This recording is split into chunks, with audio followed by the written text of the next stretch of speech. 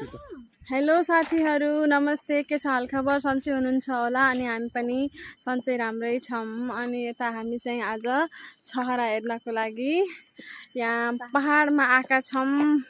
आज यहाँ चाहिँ धनचोर पनि भन्छन् अनि हल्दे पनि भन्छन् हैन।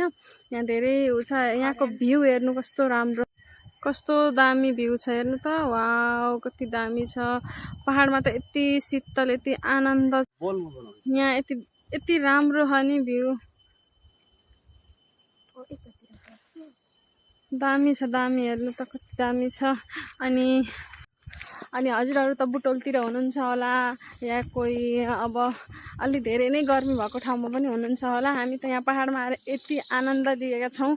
कसैले एसी चलाउँदै हुनुहुन्छ होला, कसैले कुलर चलाउँदै हुनुहुन्छ होला। हामी त यहाँ चिसो ठाउँमा आएर आज यसो हल्का घाम पनि देखेको छ।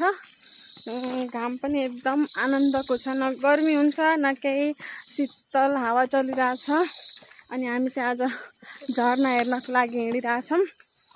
यहाँ चाहिँ एकदम रमाइलो छ। मलाई चाहिँ एकदम मनपर्छ पहाड।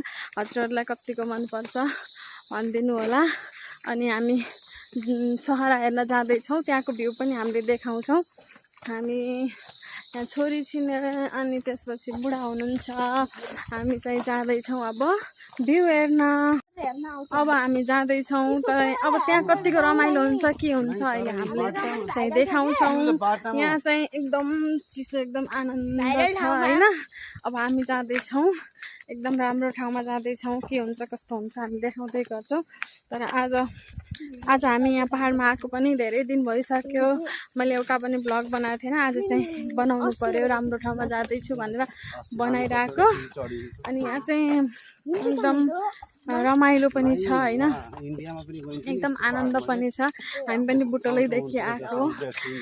यहाँको हावा पानी एकदम राम्रो छ। अनि हामी हिँड्दैछौँ। यो चाहिँ यहाँको बाटो हो। अनि यहाँ चाहिँ वहाँ पारी चाहिँ एकदम पारी चाहिँ हिमाल छ, देख्न सक्नुहुन्छ। एकदम राम्रो छ। अनि त्यसपछि यहाँ चाहिँ धेरै पहिरोहरू खसेको रहेछ। अहिले चाहिँ ठिक बाटोमा आएछौँ हामी। पर हेर्न सक्नुहुन्छ त्यो बाटोहरू हेर्नु कस्तो छ। तर हामी चाहिँ अहिले वहाँ पारीदेखि आएको है, हिँड्दै पारीदेखि आएको। एकदम राम्रो मौसम एकदम। वहाँ पारी चाहिँ अर्घा भन्ने ठाउँ छ, यहाँदेखि देखिन्छ।